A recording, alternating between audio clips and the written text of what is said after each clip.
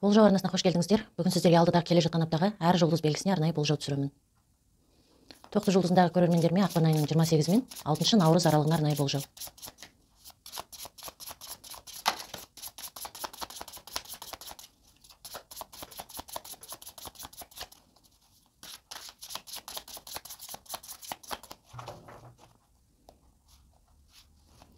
Аптада орын алатын жағдайлар.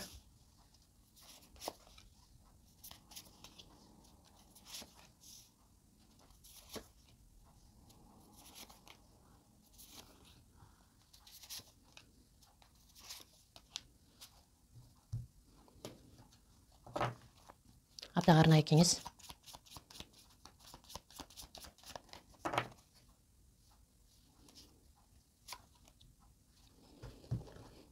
Және аптаға тосын сый.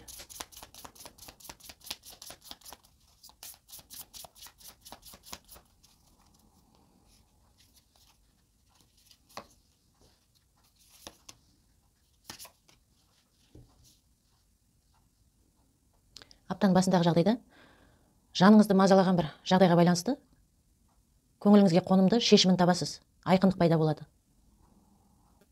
Немесе өзіңізді күйзелткен бір жағдай жайында жақсы жаңалық естисіз.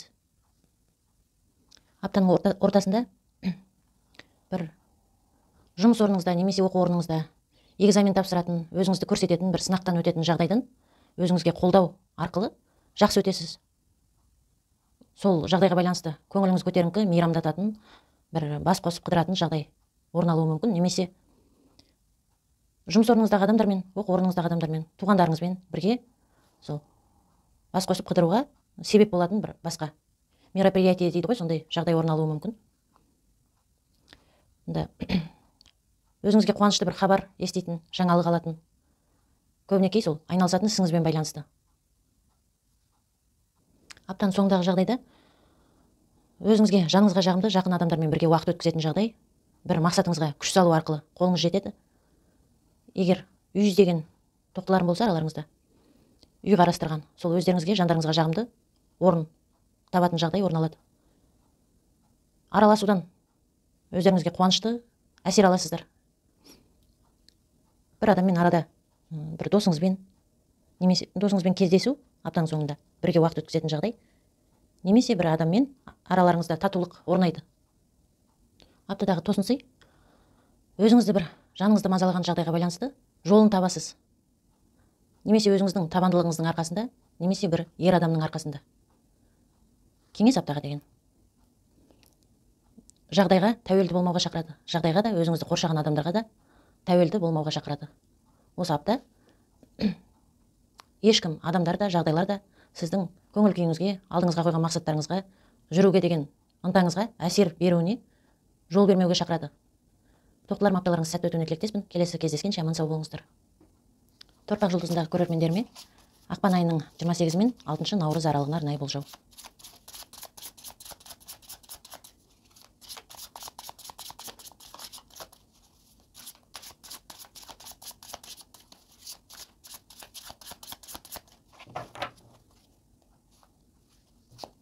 Аптада орын алатын жағдайлар.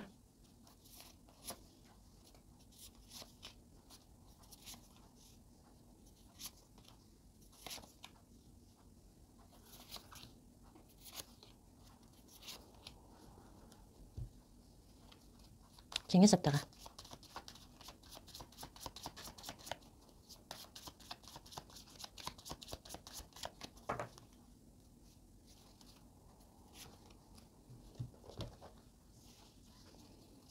Аптаға арнайы тосын сый.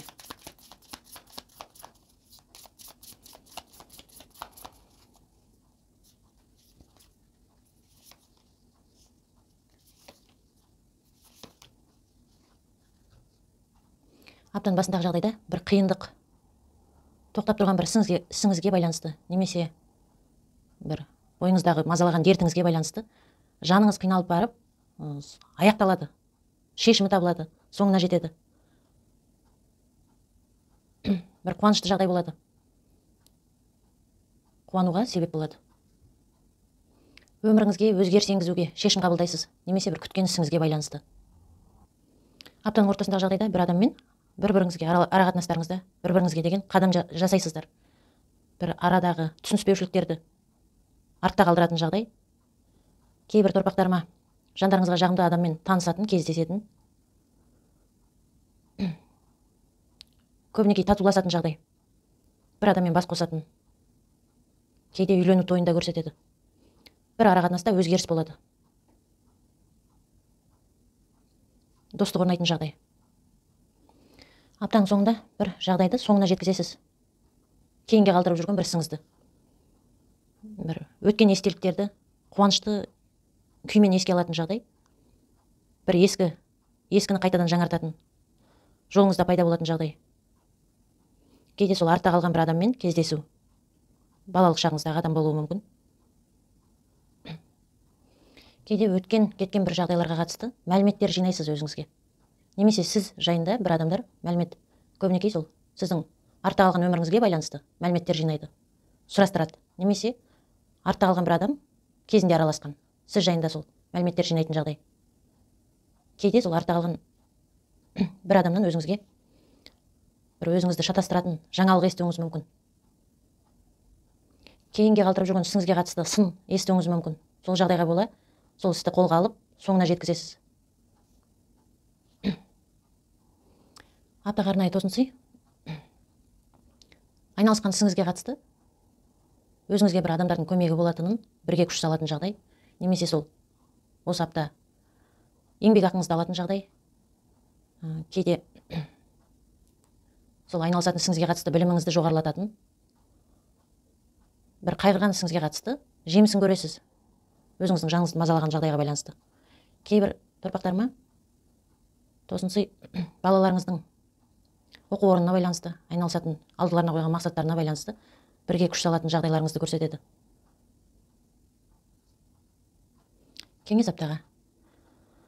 Өздеріңізді де, өздеріңізбен болып жатқан барлық жағдайларды да, жан-жағыңыздағы араласатын адамдарды, жақындарыңызды, туғандарыңызды осы апта жақсы көзбен ғана қарап, жақсы жағын ғана байқап, өз махаббаттарыңызды, жанашырлықтарыңызды аямауға шақырады.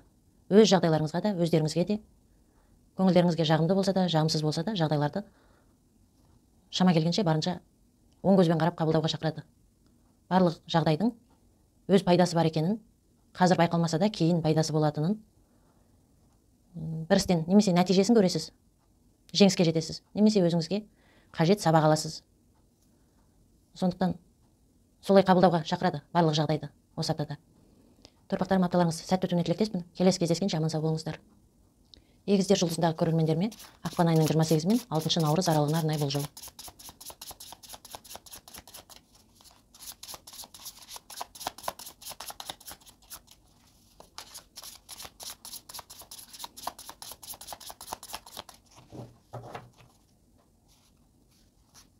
Аптада орын алатын жағдайлар.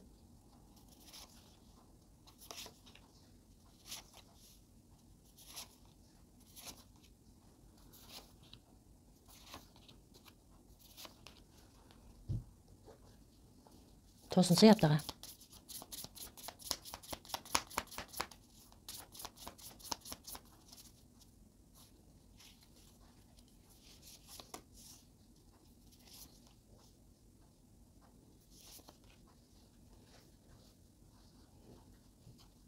Кеңес аптаға.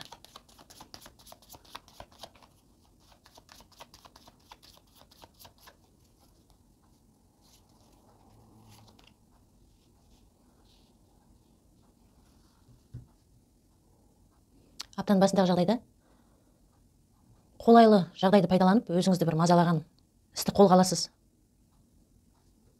Кейбір егіздермен бір ауыр істі қолдарыңызға алып, жандарыңыз біраз қиналып барып, шешім табасыздар, бір жағына шығарасыздар, жандарыңызды мазалаған бір істі.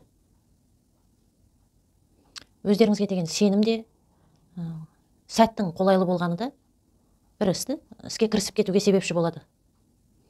Аптаның ортасында көбінесе үйіңізге байланысты, бір үйіңізге қатысты жоба, жоспарларыңызбен байланысты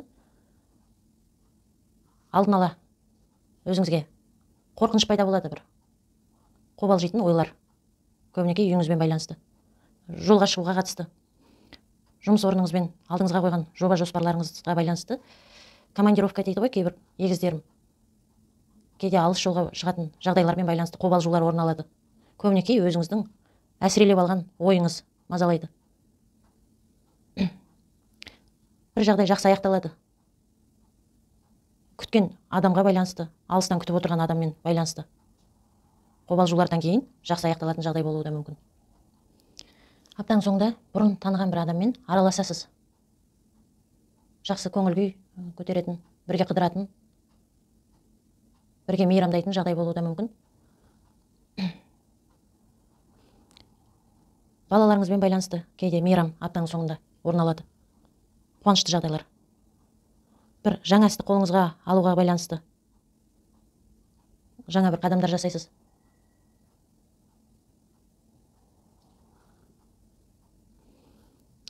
Өткен өміріңіздегі бір адамдармен кездесетін жағдай. Естеліктерді еске алатын. Немесе кезінде бір жобалап жоспарлаған ісіңізді аптаның соңында қолға аласыз. Бірақ көбінесе сол жаныңызға жағымды бір адаммен араласатын, көңіліңізге жағымды араласу болады. Аптаға деген тосын сый. Кейбір егіздерме аптада егер жұмыс қарастырған болсаңыздар, жұмыс орнын өзіңізді көрсетуге, сол бір жұмыс орнында басшының алдында көрсетуге тырысатын жағдай, сол орналасу үшін. Сол адамдармен тіл табысуға бойыңыздағы қабілетіңіздің бар екенін көрсетеді. Сол қабілетіңізді пайдаланып, өзіңізге оң шешіміне ие болатын жағдай. Елмен қалай тіл табысудың жолын білетін жағдай болады. Білетін күйде боласыз аптада. Бір араларыңызда келіспеушілік болған адамдармен тіл табысудың жолын табасыз. Кейде бір ер адамның көмегі болады. Ер адаммен кездесетін жағдай. Сол жұмыспен байланысты, ісіңізбен байланысты.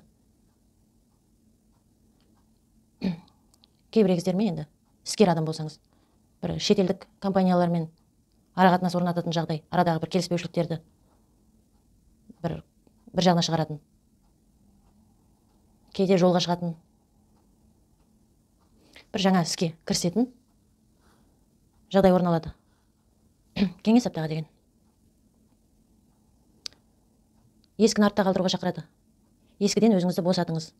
Алдыңызға жаңа келсін десеңіз, ескі ойлардан, ескі жағдайлардан етегіне жабыса бермей, алдыға қарай көз салыңыз, алдыға қарай қадам жасаңыз деген кеңес. Егіздерім, апталарыңыз сәтті өтуіне тілектеспін. Келесі кездескенше аман сау болыңыздар. Шаян жұлдызындағы көрермендеріме ақпан айының 28 мен 6 наурыз аралығына арнайы болжау.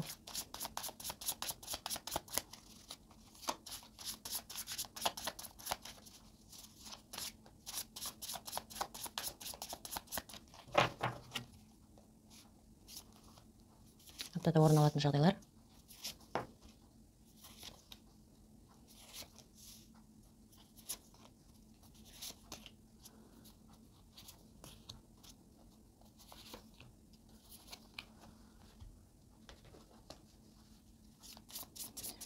Тосын сый аптаға.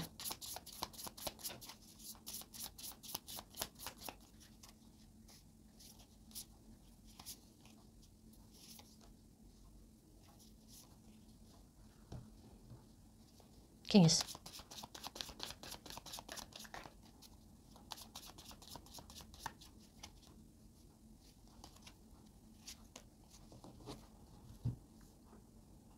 Аптаның басындағы жағдайда өзіңізге сенімсіздік бар болса да, бір іске қатысты, жағдайға қатысты қадам жасайтын, жол бастайтын жағдай орын алады. Кейде жолға шығасыз. Өзіңізге деген сенімсіз жағдайда бір ісіңізге өзгеріс енгізесіз. Бір істі қолымнан келмейді-ау деген оймен ескіден келе жатқан бір іс болуы мүмкін. Көп уақыт бойы созылып келе жатқан бір жағдайды қолымнан келмейді-ау деген өзіңізге деген сенімсіздік болса да, қолға алып кірісетін жағдай болады. Ескі жағдайларды еске алумен бір жаңа жағдайдан қорқатын, қорқыныш болуы да мүмкін. Бірақ өзгеріс болады. Сол өзгеріс қуанышты күй сыйлайды өзіңізге. Немесе кейбір шаяндарма бір көп уақыт, біраз уақыт бойы өзіңізді мазалаған бір жағдайда жақсы нәтиже болады, жақсы жаңалық, бір жақындарыңызбен бас қосып той тойлауға қуанышты көңіл көтеретін, бір көңіліңізге жағымды отырыс болуына себеп өзгерістер болады. Бір ескі жағдайдың өзгеруіне байланысты қуанасыз. Аптаның ортасындағы жағдайда анаңыздың қолдауымен немесе басқа бір жанашыр әйел адамның қолдауының көмегімен жұмыс, бірге атқаратын жұмыс, бір істі көңіліңізден шығатын нәтижеге жететін. Бір қиындықтан өтесіз, бір сынақтан алдыға қарай қадам жасайсыз. Бір қолыңызға бір істі алатын, асықпай жемісін көретін жағдай. Немесе бір іспен асықпай айналысып, асықпайтын жағдай. Біліктілігіңізбен пайдаланып бір істі қолға аласыз. Аптаның соңында жаныңызға жағымды мәлімет, жаңалық аласыз. Бір кейбір шаяндарым күтпеген бір сыйға ие болып сыйлық аласыздар. Аптаның соңында сондай шаршаған көңіл күйде болатын, демалысқа көңіл бөлетін жағдай, бәрін есеппен ойлайтын бір әйел адаммен, өте қатал әйел адам болуы мүмкін. Сондай адаммен араласып, жаңалық еститін күй. Кейде араласуға зауқыңыз болмаса да, араласуға тура келетін жағдай болуы да мүмкін. Бәрін есеппен қарайтын, сондай санамен ойлайтын күйде боласыз. Аптадағы тосын сый бір жаңа таныстық, бірге араласатын кездесу, жаныңызға жағымды. Егер ер шаяндар болса, өзіне күтім көрсеткенді ұнататын, сондай сәнді киімді ұнататын, өзіне көп көңіл бөлетін, бойжеткенмен, әйел адаммен танысатын, араласатын жағдай. Егер шаяндарымның арасында нәзік жандылар болса, керісінше сондай өзіне күтім көрсеткенді ұнататын, ер адаммен араласатын жағдай. Кездесу, танысу орын алады тосын сыйда. Кейде сондай бір ер адамға немесе бойжеткен әйел адамға байланысты жаңалық естисіз. Бір жағымсыз жаңалық болуы да мүмкін, денсаулықтарына қатысты. Кейде сол бір жұмыс орнына, қызмет орнына орналасу үшін өзіңіздің бойыңыздағы барлық сымбатыңызды, тартымдылығыңызды, біліктілігіңізді көрсетіп қалуға тырысатын, пайдаланасыз бойыңыздағы қасиеттеріңізді. Бір қиындықтан құтылу үшін де сол бойыңыздағы барлық қасиеттеріңізді, қулығыңызды пайдаланатын жағдай орын алады. Кеңес аптаға деген. Апта барысындағы жағдайлардың ешқайсына жаныңыздың мазасын қашырмаңыз. Барлығы жақсы болады деп кеңес еске салады. Шаяндарым, апталарыңыз сәтті өтуіне тілектеспін. Келесі кездескенше аман сау болыңыздар. Арыстан жұлдызындағы көрермендеріме ақпан айының 28 мен 6 наурыз аралығына арнайы болжау.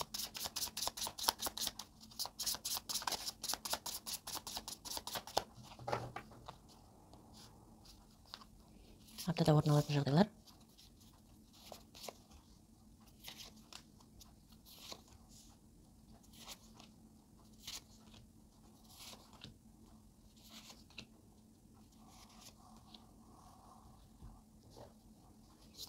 Тосын сый аптаға.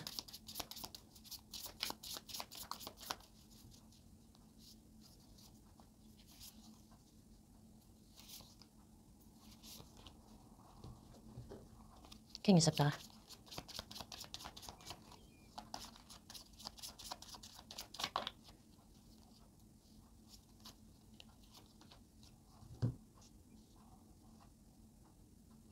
Аптаның басындағы жағдайда өзіңізді қобалжытқан бір істің, бір жағдайдың шешімін табасыз, айқындық пайда болады. Кейде бір әйел адамның көмегі, қолдауы болады, қолдау арқылы сол шешімді табатын жағдай, немесе бір жаныңызға жағымсыз болса да ақылға салып, сол шешімін, дұрыс шешімін тауып қабылдайсыз. Сондай жағдайда бір әйел адам жаныңызда қолдайтын жағдай орын алады. Кейде өзіңіздің сезімталдығыңызбен байланысты күй.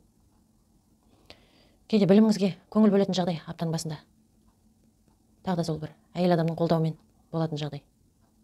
Аптаның ортасында кезінде бір қабылдаған шешім, жасаған істеріңіздің жемісін көресіз. Өзгерістер болады жағдайыңызда, аяқ асты.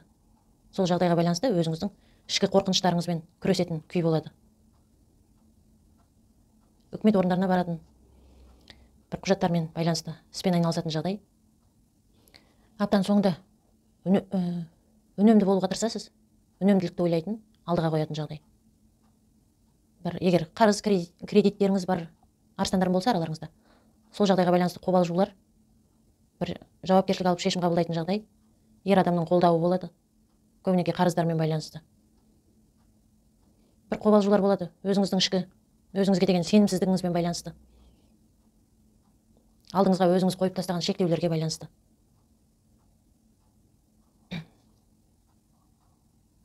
Бірақ сол бір адамның, ер адамның көбінесе қолдауымен шешілетін жағдай. Аптадағы тосын сый, алдыңызға қойған бір мақсаттарыңызға жету үшін ақылға салып, адамдармен келісе білетін қабілетіңізді пайдаланасыз да, бір адамдармен келісімге келесіз. Кейде бір жалғыз басты арыстандарыма, өздеріңізге, жандарыңызға жағымды адаммен бас қосуға шешім қабылдайтын жағдай. Бір жағына арақатынастарыңызды бір жағына шығаратын жағдай. Бір өздеріңізге бір шешім қабылдайсыздар арақатынасқа байланысты, ақылға салып. Кейде немесе өздеріңіздің тойларыңыз аптада, немесе бір тойға шақырып алатын жағдай орын алады. Кейбір арыстандарыма ерлі зайыпты немесе жұптарға бірге мүмкін психолог дейді ғой, сондай адамдарға барып кеңес алатын жағдай арақатынастарыңызға қатысты. Немесе бір ақылды адаммен кеңес араласатын жағдай, бір істеріңізді, бір өздеріңізді мазалаған, көбінесе арақатынасқа байланысты сұрақтарға қатысты бір ақылды адамнан кеңес аласыздар. Көбінесе жанашырлық танытатын, шыдамдылыққа жол беретін, сабырлыққа бой алдыратын жағдай тосын сый. Немесе көп күткен арақатынастың нәтижесін көп уақыт шыдаған, немесе көп уақыт қашан қосыламыз деп күткен жағдайдың нәтижесіне келесіздер. Кеңес аптаға деген сыртқа шығуға шақырады. Сіздер өте көп уақыт немесе бір адамның көлеңкесінде болдыңыздар, немесе өздеріңізге қысым көрсететін күйде уақыт өткізген жағдай, немесе үйде көп уақыт өткізген жағдай, сол жағдайдан арасында сыртқа шығу керек екенін, басқа жағдайларға көңіл бөлу керек екенін еске салады кеңес. Арыстандарым, апталарыңыз сәтті өтуіне тілектеспін. Келесі кездескенше аман сау болыңыздар. Бикеш жұлдызындағы көрермендеріме ақпан айының 28 мен 6 наурыз аралығына арнайы болжау.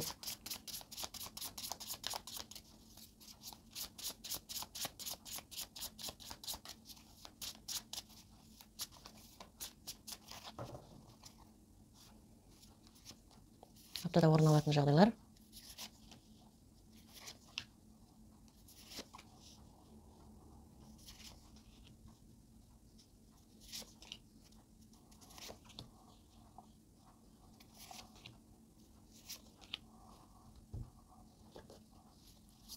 Тосын сый аптаға.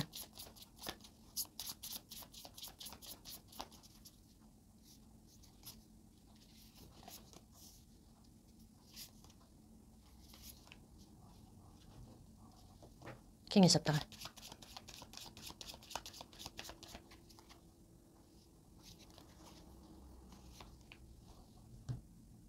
Аптаның басындағы жағдайда өзіңізді мазалаған бір жағдайдың шешімін таба алмаған бір істің болуы мүмкін. Сол істің шешімін табуға бір ер адамның көмегі, жанашыр ер адамның болуы мүмкін. Немесе сол бір өзіңізді мазалаған жағдайға байланысты үміт пайда болады. Сол жағдайдың жақсы шешіледі деген күймен үміт пайда болады. Сенім пайда болуға бір себеп болады. Ақылға салатын сондай жайдары күйде боласыз. Аптаның ортасындағы жағдай көбінесе пайдамен байланысты, бір пайда табу көзінде өзіңіздің қулығыңызды, тапқырлығыңызды, біліктілігіңізді пайдалану арқылы бір айла тәсілдерді. Пайдаға кенелесіз, бір олжаға қолыңыз жетеді. Өзіңізді көрсетіп қалу үшін күрес болуы да мүмкін, пікірталас, бір экзамен, сынақтан өтетін жағдай, жұмыс орныңызда, оқу орныңызда. Сол өзіңізді көрсетуге қатысты біліктілігіңізді пайдаланатын жағдай. Кейде сол бір олжаға ие болу үшін жоба жоспарлар құрасыз. Бір адамдарды өзіңіздің қалауыңызға көндіретін күйде боласыз. Солай бір мақсатыңызды іске асырасыз аптаның ортасында. Аптаның соңында бір мақсатқа жетесіз, жеңіске жетесіз, сәттілік болады, айқындық пайда болады бір жағдайыңызда, бір арманыңызға қатысты, бір қиялдаған жағдайға қатысты, немесе көп адамдармен араласатын жағдай, қонаққа баратын, бір көп сөз, көп адамдармен. Сол жағдайда өзіңізді жақсы жағынан көрсететін, көбінесе сол көп сөз, мақтау сөздер болады сіз жайында. Сондай мақтау сөзге ие боласыз. Немесе өзіңізді сөз қылған бір адамдарға қатысты, бір мақсатыңызға жетіп, өзіңізге сол адамдарға бір дәлелдейтін жағдай болады. Өзіңіздің жағдайыңызды бір істің қолыңыздан келгенін көрсететін. Бір істе жолыңыз болады, сәттілік болады. Бір қуанышты жағдай, бас қосып отыратын той, бір жеңіске жетесіз. Аптадағы тосын сый, бір кейбір бикештеріме, егер ондай жағдайға қатысы бар болса, бір жабық жерде отырған адамдармен байланысты жанашырлығыңыз аптада орын алатын. Сол жанашырлығыңызға байланысты адамдармен келісетін жағдай, кездесетін жағдай, көп көрмеген бір адамды көруге бостандығы шектеулі адам болуы мүмкін. Немесе сондай бір сіз өзіңіз жазықсыз бір жауапкершілікке тартылды деп ойлаған адамдарға қатысты қобалжитын күй болуы мүмкін. Жанашырлық бойыңызды билейтін жағдай.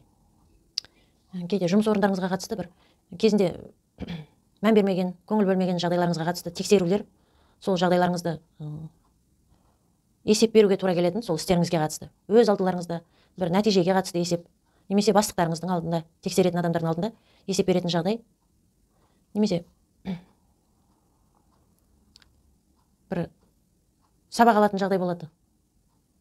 Кезінде мән бермеген іске немқұрайлы қараған. Аяқ асты көңіл бөлуге тура келеді. Кейде сондай бір жабық жерде отырған туғандарыңызға қатысты бір адаммен жоғары лауазымдағы адам болуы мүмкін. Келісуге тура келетін жағдай, бірақ сол келісімі өзіңізге бір көңіліңізден шығатын нәтижеге қол жеткізесіз. Келісетін жағдай болады. Жұптары бар бикештерге басы бос емес.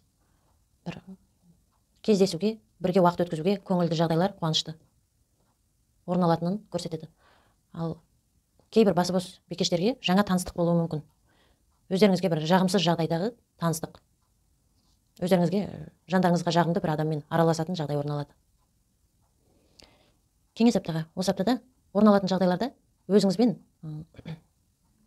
шыншыл болыңыз деп шақырады. Өзіңізге шындықты мойындаңыз деп барлық жағдайда.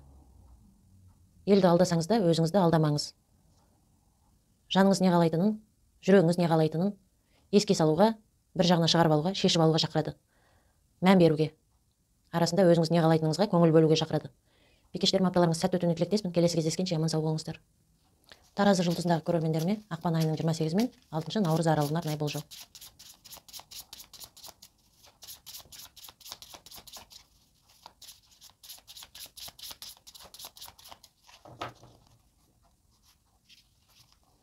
Аптада орын алатын жағдайлар.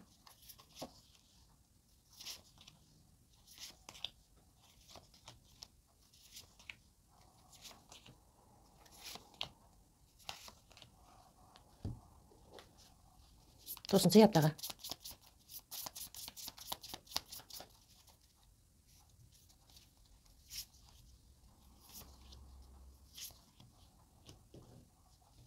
Кеңес аптаға.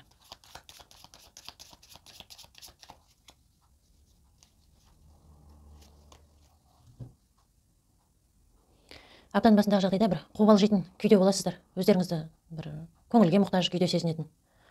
Кейде қобалжулар аяқ асты бір өзгерістермен байланысты, жолға шығуға байланысты, балаларыңызға байланысты қобалжитын. Бір мүмкін балаларыңыздың жолға шығуымен байланысты іске қатысты, жағдайға қатысты. Немесе бір аяқ асты алатын жаңалықтармен байланысты қобалжулар, жаңа қадамға қатысты, жаңадан бастаған қолға алған ісіңіздегі өзгерістермен байланысты. Кейбір таразыларыма аптаның басында жаңа арақатынас пайда болады. Енді әрқайсыңызға әртүрлі жағдаймен байланысты арақатынас.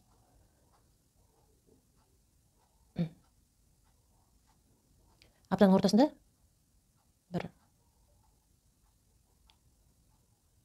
бір армандарыңыз орындалады, қуанышты бір жағдай болады. Аяқ асты бір өзгерістермен байланысты тағы да. Сол аптаның басындағы өзгерістердің жемісі болуы мүмкін аптаның ортасында.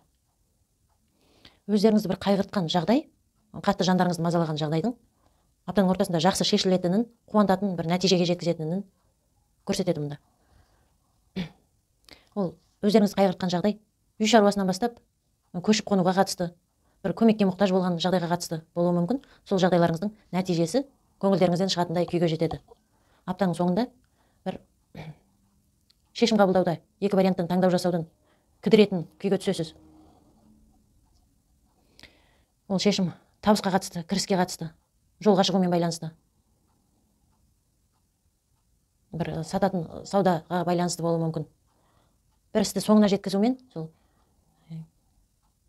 аптаның соңында еңбек ақыға ие болатын жағдай орын алады кейбір таразыларма.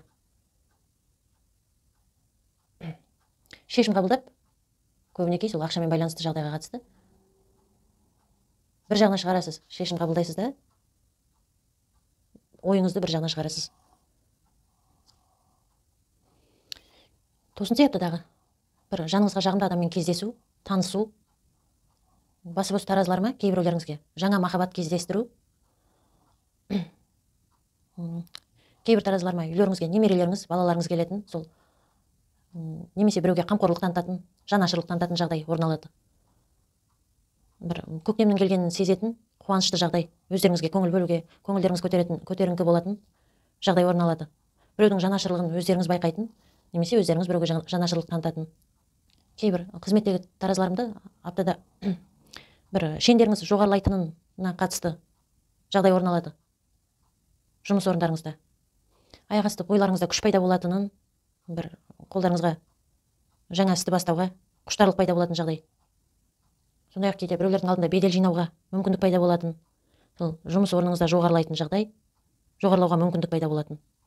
Өзіңіздің кейде материалды жағдайыңызды жақсартатын мүмкіндік болады.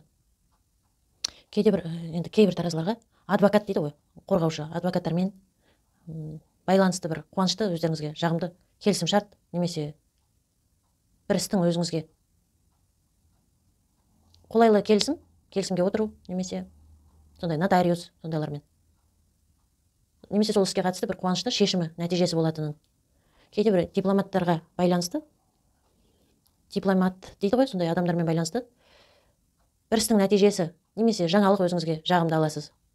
Немесе сондай адамдардың бір сіздің ісіңізбен байланысты болса, бір өзіңізді қуантатын, көңіліңізден шығатын нәтижесі болатынын көрсетеді. Кеңес аптаға деген. Мықты болыңыздар. Осы апта күштеріңізді пайдаланыңыздар. Өздеріңізге сенімді болыңыздар. Сіздер өздеріңіз ойлағаннан да мықтысыздар екенін, сіз өзіңіз ойлағаннан да мықтысыз деп кеңес еске салады. Таразыларым, апталарыңыз сәтті өтуіне тілектеспін. Келесі кездескенше аман сау болыңыздар.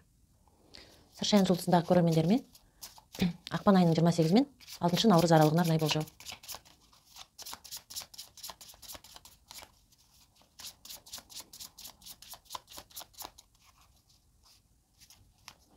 Аптада орын алатын жағдайлар.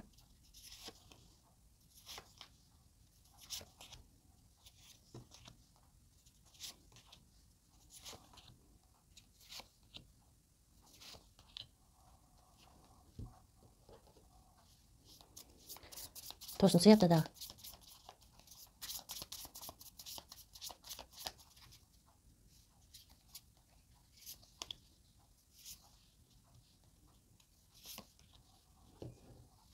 Кеңес аптаға.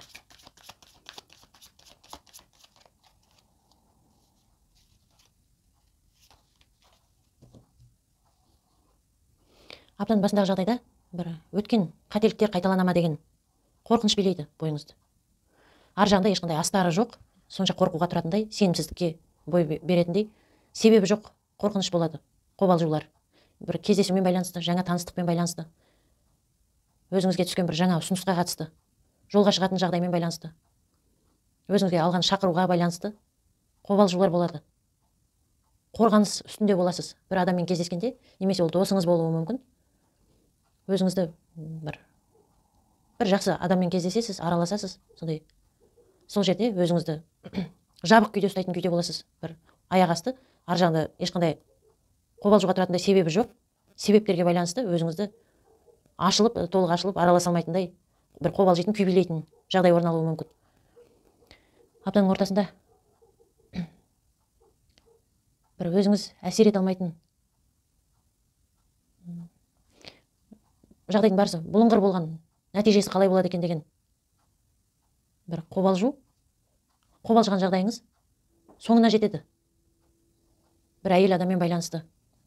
Ол туыс әйел адам болуы да мүмкін. Қобалжыған бір жағдай, немесе бір істің шешімі қалай болады екен деген қобалжыған жағдай. Сол жағдайда өзгеріс болады. Сол бір қиындық соңына жетеді.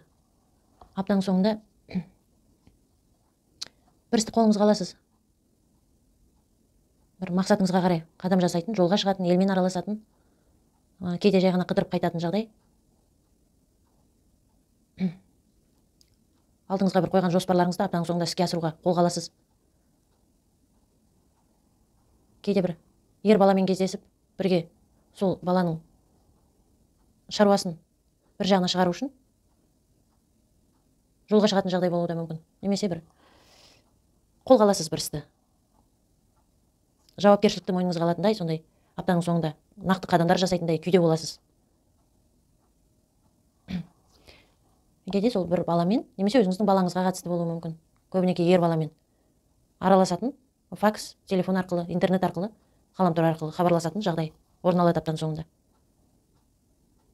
Көбінесе бірге құрған бір жоспарларыңызбен байланысты болуы мүмкін, егер өз балаңыз болмаса.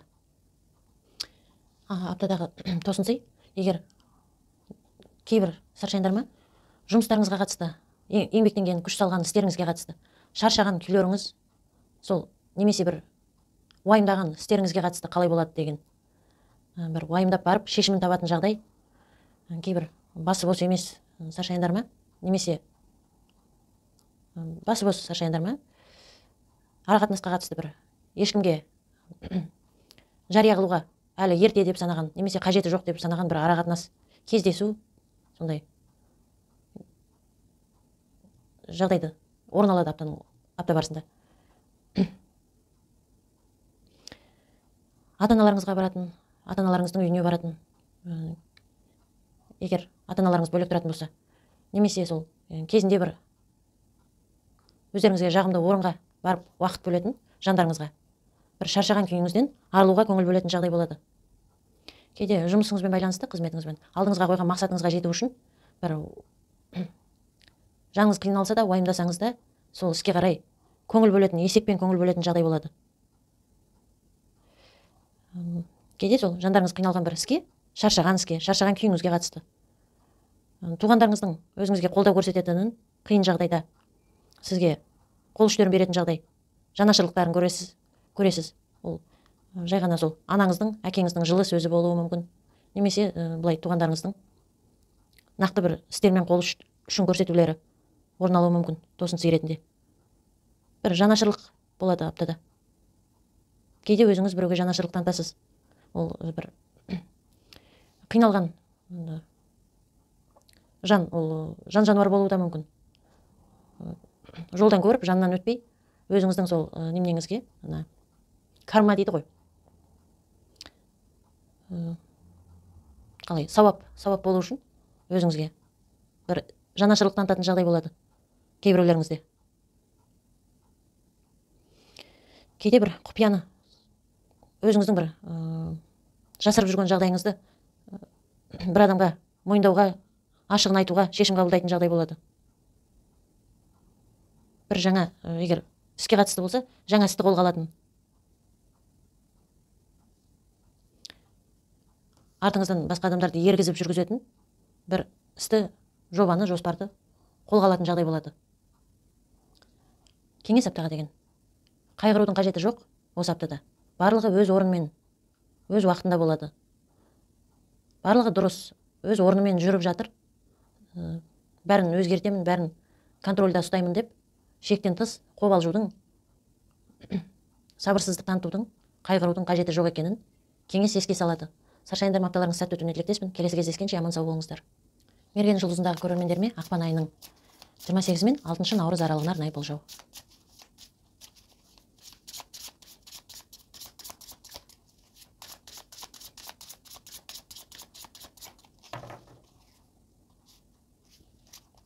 Аптада орын алатын жағдайлар.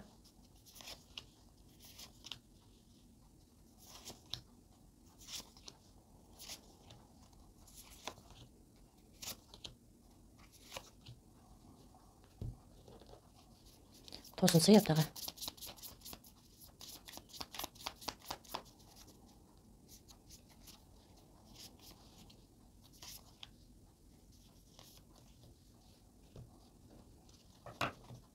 Кеңес аптаға.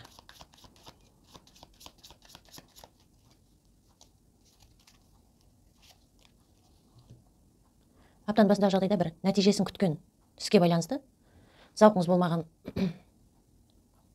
жағдаймен байланысты, күйіңізбен байланысты. Қулықты, тапқырлығыңызды пайдаланып, бір кедергіні шешесіз. Күтумен байланысты жағдайға қатысты. Аптаның ортасында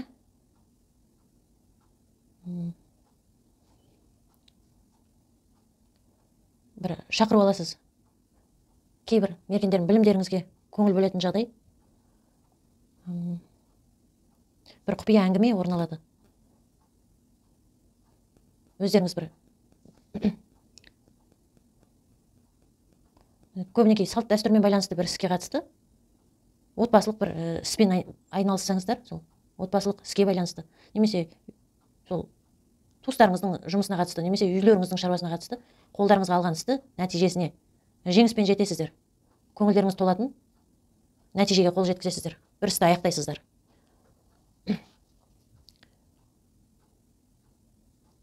Кейде бір шақыру алатын, сол жерде таныстық, кездесу. Бір ер адаммен арадағы құпия әңгіме болуы мүмкін. Аптаның соңында бір ескі жағдайларды еске алатын, күйге бейім боласыз. Өткен жағдайларды.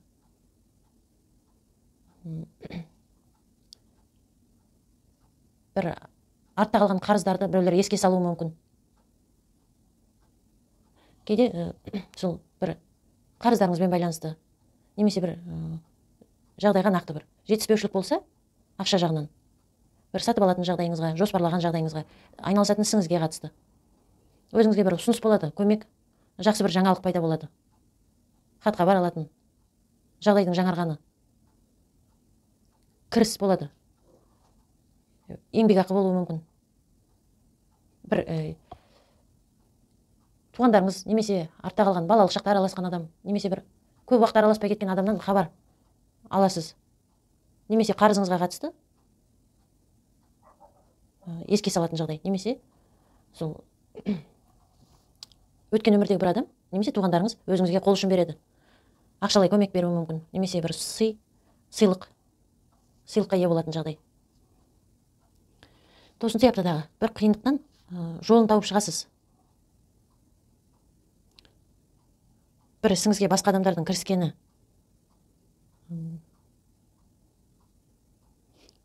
немесе өзіңіздің бір адамдардың өміріне кірісетін жағдай орын алады. Бір білікті әйел адаммен кездесетін, немесе өзіңіз сондай күйде болатын жағдай. Бір қолыңыз қалған істеріңіз, айналысатын ісіңіз, оқу орныңызда немесе жұмыс орныңызда сәтті уақыт, жоғарылауға сәтті уақыт болады. Бір мақтауға ие болатын жағдай. Жұмыс орныңызда бір жетістікке жетесіз, айналысқан ісіңізде. Қорқынышыңызға қарамастан бойыңыздағы. Алдыңызда осы аптада барлығы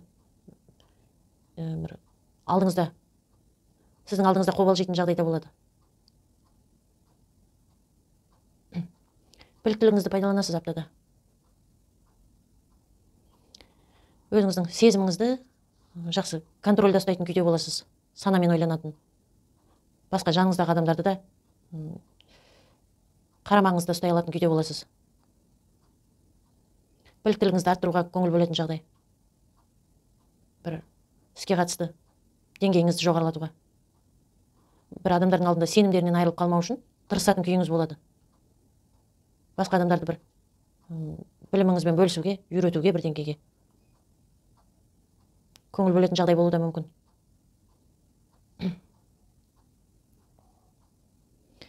Осы апта өзіңіз жайында да, басқалар жайында да, өзгелер жайында, өзіңізбен араласатын адам, жақындарыңыз, туғандарыңыз жайында да жаман ойламауға шақырады. Тек жақсы жаққа қарай көбірек мән беруге. Барлық адамдардың бойларында бір жақсы қасиеттер бар ғой, сол қасиеттеріне көбірек басымдылық беруге. Байқағанда сіздің сол адам туралы не ойлайтыныңызды, адам жайында, ол адамға сіз білдіртпесеңіз де, ол адам сезіп тұратын жағдай болады. Сондықтан сіз жақсы ойласаңыз, ол адам соны сезіп тұратын күйде болатынын осы апта еске салады. Өзіңіз жайында да, жағдайларыңыз жайында да жақсы ойласаңыз, жолыңыз ашылуына, сол жолыңызға себеп болуына, көмегі болуына себеп болатынын кеңес еске салады. Мергендерім, апталарыңыз сәтті өтуіне тілектеспін. Келесі кездескенше аман сау болыңыздар. Тау ешкі жұлдызындағы көрермендеріме ақпан айының 28 мен 6 наурыз аралығына арнайы болжау.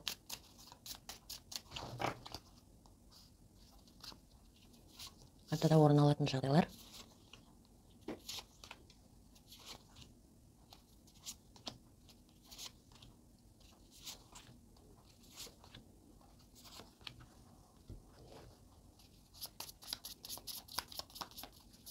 Тосын сый аптаға.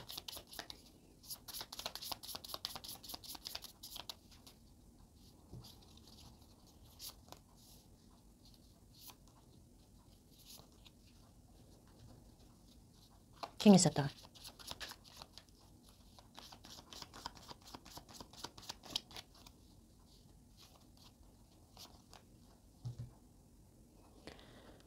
Аптаның басындағы жағдайда бір жаңа таныстық, бір жиында таныстық болуы мүмкін. Шақыру алатын бір жиынға.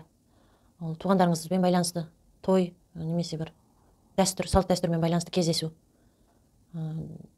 Туғандарыңыздың ісіне байланысты, шаруаларына байланысты, немесе өз үйіңіздің бір шаруасын қолға алып, жақсы аяқтайтын, көңіліңізден шығар нәтижеге жеткізетін жағдай болады.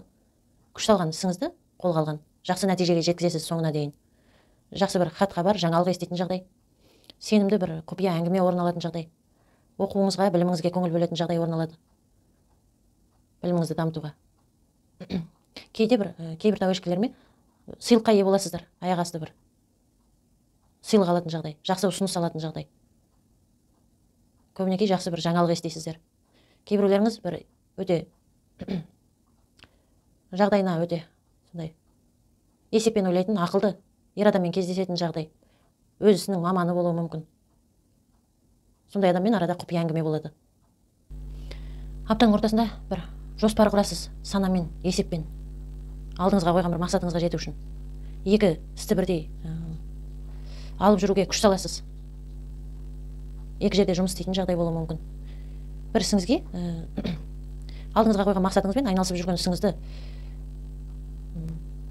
екеуіне де үлгеру үшін, немесе икемділік танытасыз сол жағдайға қатысты. Барлық жағдайға үлгеруге тырысатын күйде боласыз. Біреулерге көмек жасайтын, немесе өзіңіз көмек алатын, бір қол ұшын ұсынатын, араласқан жағдайдан бір қуанышты көңілде күйде болатын жағдай орын алады. Кейде бір айырбас жасайтын жағдай болады бір адамдармен. Бір затыңызды айырбастауға шешім қабылдауыңыз. Сондай жағдай орын алуы мүмкін. Аптаның соңында бір шаршаған жағдайыңызға байланысты анаңыздың немесе бір әйел адамның жанашырлығы болады.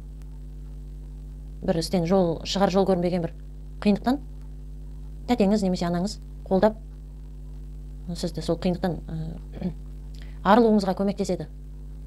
Жаныңызға ауыр болса да бір жағдайды артта қалдыруға шешім қабылдайсыз. Кейде жолға шығатын жағдай. Жаныңыз қаламаса да жолға шығуды талап ететін жағдай.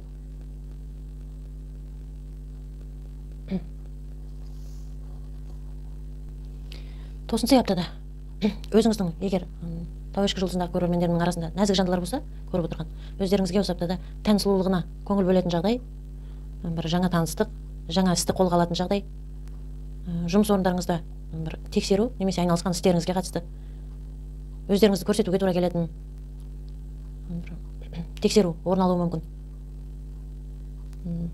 Анаңыздың бір істе бір жаныңыз қиналған іске қатысты анаңыз немесе бір әйел адамның қолдауы, кейде біліміңізді жоғарылатуға, біліктілігіңізді көңіл бөлетін жағдай, бір туғандарыңызбен, балаңызбен ара қатынасыңыз жақсы жаққа қарай өзгеретін жағдай, бір жаңа таныстық, жаңа өзіңізге қажет адамдармен араласуға мүмкіндік болады. Өзіңізге сенімді күйде боласыз.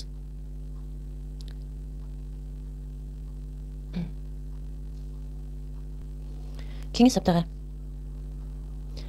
өзіңіздің алдыңызға қойған мақсаттарыңызға қарай, бір армандарыңыздан қол үзбеуге шақырады. Мақсаттарыңызға қарай қадам жасап, алдыңыздан көз алмауға, алдыңызға қойған мақсаттарыңызға қарай жүруге, армандарыңыздан үмітіңізді үзбеуге шақырады осы апта. Сіздің армандарыңызда, қойған мақсаттарыңызда жоғарыда әрдайым қабыл болатынын, тек барлығы өз уақытында орындалатынын есіңізден шығармауға шақырады. Сіз қалаған уақытта емес, сізге қажет уақытта орындалатынын есіңізден шығармауыңызды еске салады кеңес. Шығармау керек екенін. Тау ешкі жұлдызындағы көрермендерім, апталарыңыз сәтті өтуіне тілектеспін. Келесі кездескенше аман сау болыңыздар. Су құйрық жұлдызындағы көрермендеріме ақпан айының 28 мен 6 наурыз аралығына арнайы болжау.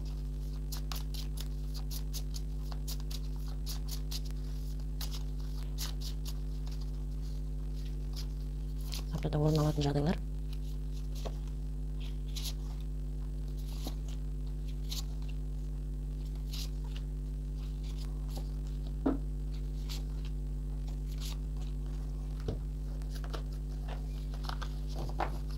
Тосын сый аптаға.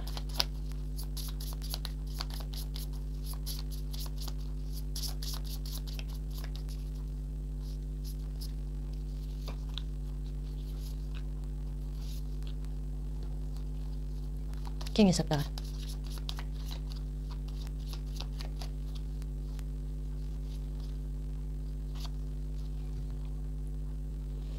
Аптаның басындағы жағдайда қолыңыз қалған ісіңіз бір айналысқан, табыс көзімен байланысты көбінекей. Асықпай, біліктілігіңізді дамытатын сол іске қатысты. Асықпайтын, бірақ өзіңізге кейін жемісін әкелетін, ол ақшамен байланысты жеміс, немесе біліктілігіңізді жоғарылатумен байланысты, тәжірибе алумен байланысты жемісін әкелетін іске көңіл бөлесіз, жұмысыңызға немесе сол ісіңізбен байланысты көбінекей айналысқан. Жаңа таныстық, кездесу, араласатын, келісім шарт орын алуы мүмкін. Жаныңызға жағымды бір адаммен бірге кездесетін, араласатын жағдай, араласуға бір себеп пайда болатын. Жаңа таныстық көбінекей бір су құйрық жұлдызындағы көрермендерім арасында ерлер болса, бір өте қатал әйел адаммен танысатын, есеппен ойлайтын, жұмысына көбірек көңіл бөлетін, сондай іскер әйел адам болуы мүмкін. Санамен көбірек ойлайтын, ақылды әйел адаммен таныстық орын алады. Кездесу көңіліңізге жағымды. Бір махаббат, жаңа арақатынас пайда болуы мүмкін. Жұмыспен байланысты, жұмыс орындағы адам болуы да мүмкін. Кейде бір әйел адаммен, сол қатал әйел адаммен бір келісімге келесіздер. Аптаның ортасында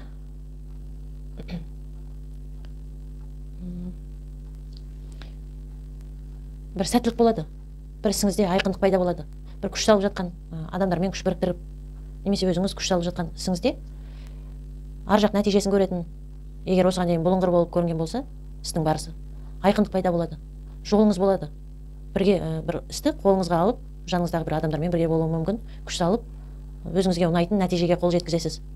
Кейде сол анаңыздың көмегімен, қолдауымен, тәтеңіздің қолдауымен бір арманыңызға жететін жағдай. Ол кішігірім ғана бір мақсат болуы да мүмкін. Қуанышты бір жағдай. Бір әйел адамның қолдауы болады. Аптаның соңында бір алдыңызға есеппен жоспар қоясыз. Сол жоспарыңызды мақсатқа қарай жету үшін, есеппен құрған жоспарыңызды іске асыру үшін қулықты пайдаланасыз.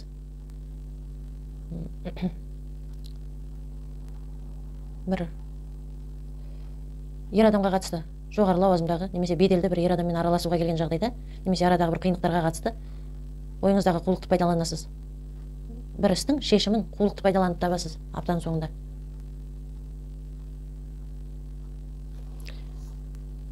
тосын сый аптадағы осы апта көктемді сезінетін, көңіл күйіңіздегі көктем орнайтын күй басым болады. Өзіңізді бір жеңіл сезінетін жағдай болуы мүмкін.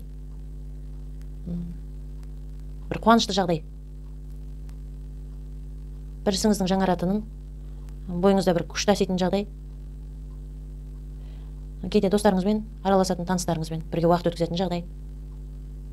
Біреулерге жанашырлық танытатын. Осы аптада қолыңызға алған істердің барлығында сәттілік болатынын көрсетеді. Тосын сыйда бір сәттілік болады. Кейде жұмыс орныңызда бір жетістікке жететін жағдай. Бір мақтауға ие болатын. Бойыңыздағы бір біліктілігіңізді пайдаланатын. Көп уақыт бір жобалаған, жоспарлаған ісіңізге қатысты соны жүзеге асыруға, соған қатысты шығындарды шешіп алуға көңіл бөлесіз. Бір қолыңызды жеткізгіңіз келген жағдайға көңіл бөлесіз. Сондай-ақ тосын сыйда шығындар болатынын көрсетеді апта барысында. Кеңес аптаға деген. Сізді мазалаған бір істер болса, жағдайлар, сол іс осы аптада әділ шешілетінін еске салады кеңес. Ол әділ шешімі ол сіздің пайдаңызға қарай ма, жоқ па, ол енді жағдай көрсететінін еске салады. Бірақ сол бір ісіңіз өзіңізді мазалаған әділ шешіледі деп айтады. Су құйғыштар апталарыңыз сәтті өтуіне тілектеспін. Келесі кездескенше аман сау болыңыздар.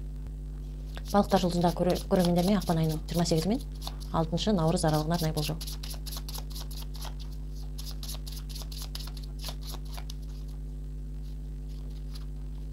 Аптада орын алатын жағдайлар.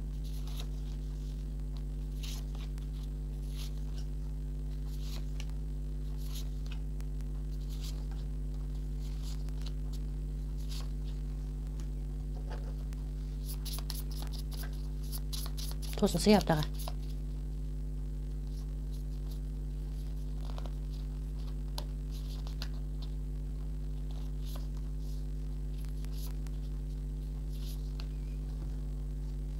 Кеңес аптаға.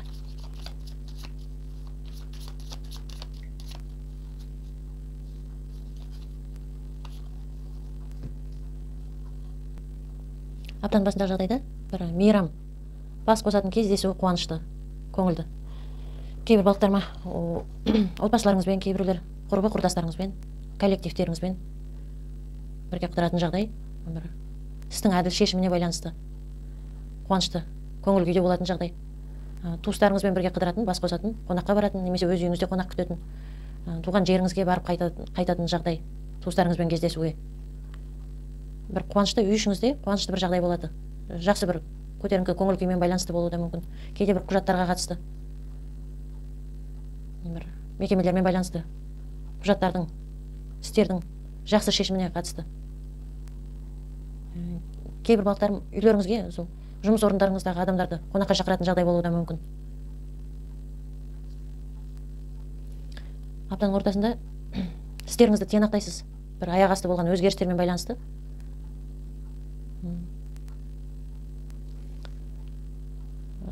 Аяқ асты бір жақсы өзгерістер болады. Ақшаға қатысты болуы да мүмкін. Үкімет орындарынан бір көмек алатын, немесе еңбекақы алатын. Сол жағдайларыңызда жақсы өзгерістер болады. Бір нақты шешім қабылдайтын, істеріңізді тиянақтайтын, тәртіппен ұстайтын күйде боласыз. Бір кіріс кіреді, өзіңізге сенім пайда болатын жағдай. Жауапкершілік алатын, шешім қабылдайтын жағдайда боласыз. Кіріспен байланысты көбіне. Аптаның соңында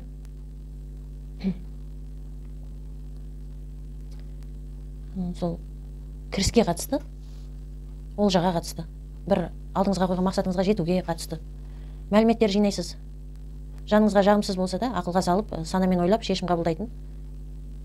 Өзіңізге ұнамайтын шешім болса да, ақылға басымдылық бересіз де, сезімнен гөрі санамен ойлап, жаныңызға жағымсыз болса да, ақылмен ойлайтын шешім қабылдайсыз. Кейде бір жағдайды басқа тұсынан көресіз. Көбіне табысқа қатысты мәліметтер жинайтын. Сол мәліметтер аптаның соңында, егер бір өзіңізге бойыңызда ыза туғызатын, бір реніш туғызатын мәліметтер алып жатсаңыз, бірден сене кетпеуге шақырады. Немесе өзіңіз сол осы уақытқа дейін қате мәліметтермен жүргеніңізді аптаның соңында көзіңіз ашылады. Қате көзқарасыңызға, бір адамға қатысты, немесе бір іске қатысты. Ал егер өзіңіз аптаның соңына қарай бір жаңалықтар еститін болсаңыз, бірден сене кетпеуге шақырады. Өйткені ол шындыққа жанаспайтын жаңалық болуы мүмкін. 9-шы аптадағы. Осы апта егер жұмыста істейтін балықтар болса, жұмыс орнында өздеріңізге бір көре алмаушылықты байқауларыңыз мүмкін. Немесе бір талас болатын жерде өздеріңізді көрсетуге тура келеді. Жұмысқа орналасу үшін, немесе жоғарылау үшін қызмет орнында. Аптада бір осы уақытқа дейін сіңірген еңбегіңіздің жемісін көресіз. Немесе жаныңызға жағымды бір іспен айналысасыз. Бір қолыңызға алған істің нәтижесі көңіліңізден шығады. Сол істің барысы. Бір қуанатын жағдай болады. Алдыға шығу үшін сондай айтыс тартысқа кірісетін жағдай болуы мүмкін. Бәсекелестікке. Бір қолыңызға алған істің барлығын осы апта күш салып, оңай аяқтауға бейімділік басым болады бойыңызда. Кеңес аптаға деген. Осы апта сабырлықты өзіңізге серіктес қылуға шақырады. Барлық жағдайда жағдай енді ғана басталғанын, сіздің нәтижені күтуге асықпауға және беріспеуге, күдер үзбеуге, үмітіңізді үзбеу керек екенін, алдыңызға қойған мақсаттарыңыз, армандарыңыз орындалмайды деп үмітіңізді үзбеуге шақырады. Ондай ойды ойыңыздан аулақ ұстауға шақырады. Кеңес. Үмітіңізден күдер үзбеуге, қандай жағдайға қатысты үміт болса да. Шыдамдылыққа барлық жағдай өз уақытында болатынын еске салады.